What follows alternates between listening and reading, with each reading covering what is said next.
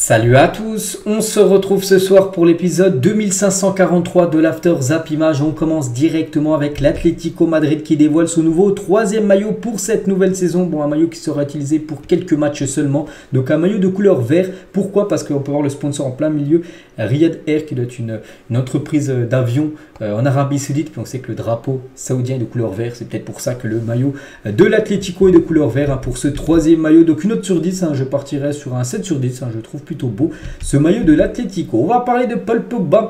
Il n'y a rien de grave pour la blessure de Paul Pogba parce qu'il avait été blessé. Enfin, c'est ce qu'Allegri avait dit, qu'il avait ressenti une gêne. Donc, pas d'inquiétude, enfin pas de blessure, tant mieux. Donc, le milieu français espère être de la partie pour affronter la Lazio après la trêve. C'est un gros match, la Juve contre la Lazio dès la reprise de la Serie A. On va parler de la grosse rencontre entre l'Ajax Amsterdam et l'Olympique de Marseille, prévu le jeudi 21 septembre, tiens, dans à peu près 2 semaines, sera diffusé en clair sur W9 dès 20h55, du football en clair en France. Ça, c'est une bonne nouvelle. En plus, ça sera le premier gros match de Marseille en Europa League et déplacement à Amsterdam. Tout le monde pourra le regarder sur W9.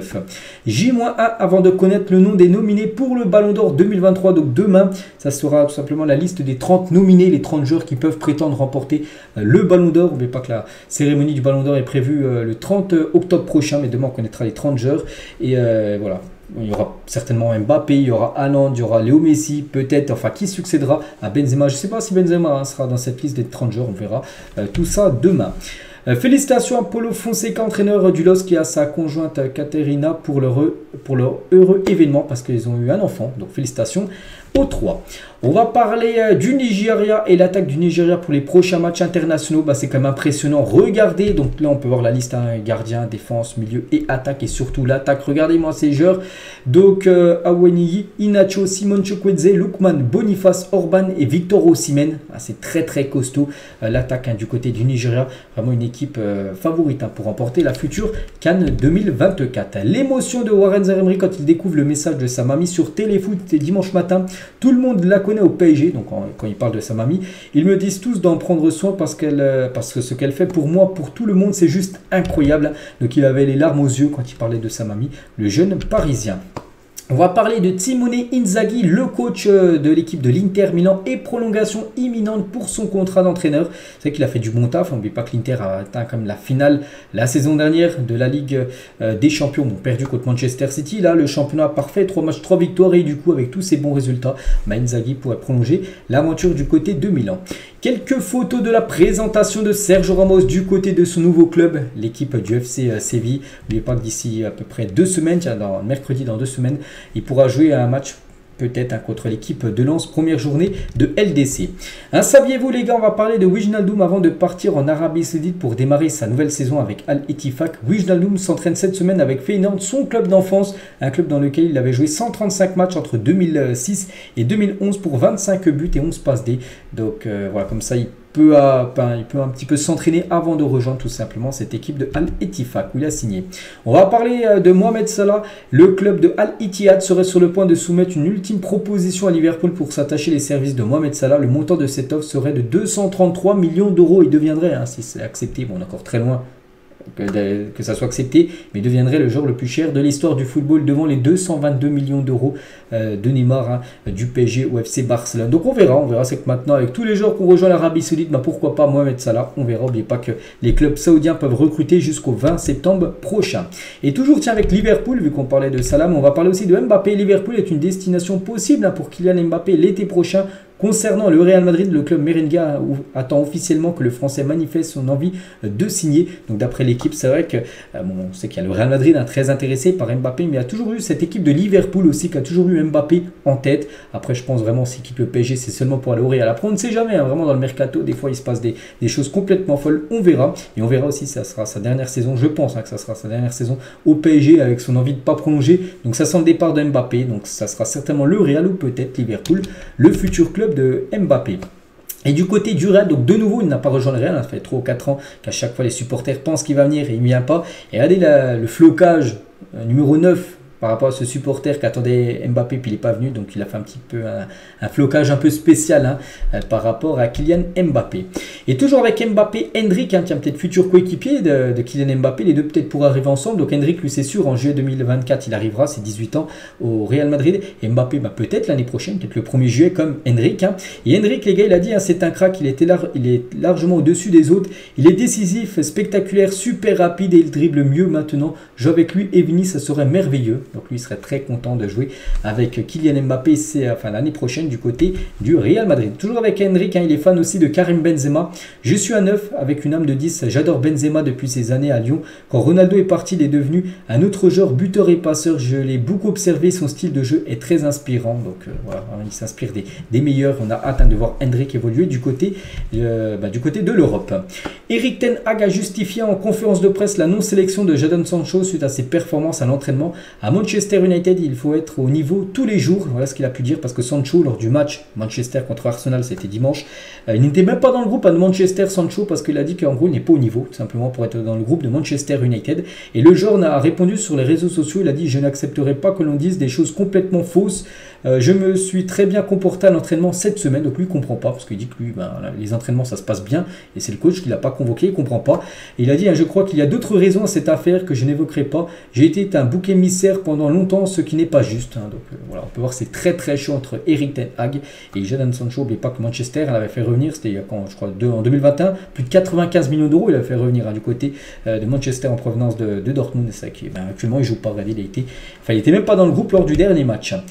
Toujours, tiens, avec une déclaration, c'est Anderson, les gars, qui s'explique sur son brassard arc-en-ciel qui ne portera pas en Arabie Saoudite, ce brassard qu'il avait porté la saison dernière, vu que c'est le capitaine de Liverpool, ce brassard arc-en-ciel.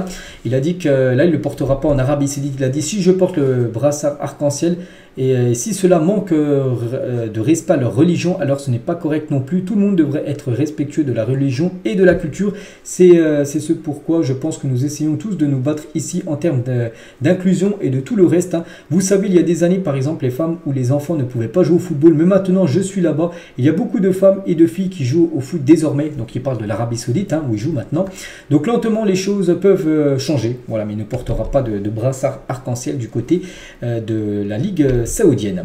On va parler de Giroud, ce légendaire entraîneur de la Auxerre, donc Stéphane Gritsch. Bon, je crois qu'on dit comme ça. Ancien joueur de l'AG Auxerre raconte une anecdote incroyable sur Giroud. Donc c'était une figure, une légende du côté de l'AG Auxerre. On connaît tous sa réputation. Au restaurant, je prenais toujours entrecôterie à midi. Ma femme me dit: tu n'as pas de match ce week-end, prends des frites. Le lendemain, je centre 15 mètres derrière le but. Là, j'entends: quand on mange des frites la veille de l'entraînement, c'est normal qu'on n'arrive pas à centrer. Il savait tout, pourtant. Le jour n'avait pas match, mais bon, c'était peut-être un match d'entraînement, j'en sais rien. Et il avait fait un mauvais centre. Et Giroud, qui n'était pas présent au restaurant, il savait qu'il avait pris des frites la veille, alors qu'il prend normalement à chaque fois riz entrecôte. Donc voilà, Giroud, qui n'était même pas là, il savait un peu tout du côté de la Auxerre, ce coach légendaire. Matt Lahoz est un candidat à la succession de Luis Rubiales pour prendre la tête de la Fédération espagnole de football. J'en ai déjà parlé il y a quelques jours, je sais plus si c'était dimanche ou lundi, et ça se confirme, les gars, que voilà, c'est vraiment un candidat sérieux pour devenir le nouveau président de la Fédé espagnole de football.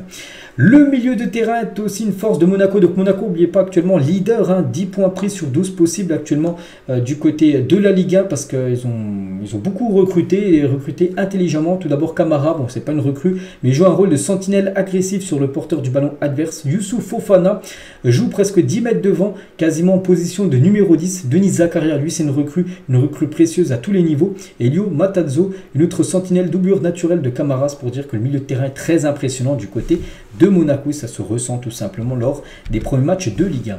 Les chantiers de Didier Deschamps avec les Bleus avant l'Euro 2024. Donc alors que la qualification pour l'Euro pourrait être bouclée lors de ce rassemblement, c'est vrai que c'est la victoire contre l'Irlande, et s'il y a des résultats en faveur des Bleus lors des autres matchs là qui vont se jouer, la France pourrait déjà être officiellement qualifiée pour l'Euro 2024. Ça pourrait être l'une des premières nations, avec l'Allemagne qui est déjà qualifiée vu que c'est le pays organisateur. Et voilà, ça pourrait se faire là dès quelques jours. Du coup, il faudra gérer plusieurs cas. Donc tout d'abord, gérer le cas Pogba. Est-ce qu'il pourra faire son retour ou non l'été prochain pour l'Euro? Trouver la chimie entre jeunes et anciens, faire émerger de nouveaux leaders, trancher au poste de latéral droit. Et Warren Zaïre, de la surprise dans un an, pourquoi pas? C'est que le jeune Parisien qui joue avec l'équipe de France Espoir, peut-être dans un an, il jouera avec l'équipe de France A, on ne sait pas. Donc voilà, il y aura pas mal de choses à gérer, on va dire, Deschamps. Et concernant le 4e point, la tranchée au poste de latéral droit, peut-être avec Jonathan Klaus, hein, parce qu'il avait très peu joué dans une défense à 4, parce que lui c'était souvent un genre de piston. À Lens, il était souvent utilisé piston droit, donc soit ailier et défenseur droit, et maintenant à Marseille joue défenseur droit, un nouveau rôle pour lui. Donc il a dit le fait qu'il joue aujourd'hui dans une défense à 4, ça joue dans son sens. Ce n'est pas impossible qu'il soit amené à revenir. Voilà, en équipe de France, Jonathan Klaus, vu que c'est un défenseur droit, on sait qu'en France, hein, les défenseurs droits, il n'y en a pas beaucoup. On va parler des clubs français. Soumettront ce soir à minuit une liste de 25 joueurs qui participeront à la phase de poule de Coupe d'Europe. Passé ce délai, il ne sera plus possible d'y intégrer un joueur. Donc en gros, ce soir, que ça soit le PSG, que ça soit Marseille, que ça soit, je sais pas, il y a qui, Toulouse ou même Rennes, ce soir à minuit, tous les clubs devront dévoiler une liste de 25 joueurs qui pourront disputer soit la Ligue des Champions, la Ligue Europa ou l'Europa Conference League, hein, pour l'équipe de Lille. Et donc voilà, ce sera les joueurs qui pourront jouer. Donc les autres joueurs qui ne seront pas inclus ne pourront plus jouer les phases de poule. Il y aura une autre liste, hein, qui sera faite après en janvier pour les matchs à élimination directe. Et on finit les gars cet épisode avec cette équipe et surtout cette époque semble tellement loin à Lyon. Courage aux supporters, c'est quand Lyon roulait sur la France et était très performant en Coupe d'Europe avec Coupet, avec Sidney Govou, avec Malouda ou même Juninho, même Michael Essien. C'est les grandes années de l'Olympique lyonnais et maintenant on sait que c'est très très compliqué. Son dernier actuellement de la Ligue 1, cette équipe de Lyon. Donc voilà ce qu'elle va dire aujourd'hui. J'espère que ça vous a plu. On se retrouve demain mercredi pour le prochain After Zapima. Je vous souhaite un bon mardi et à demain.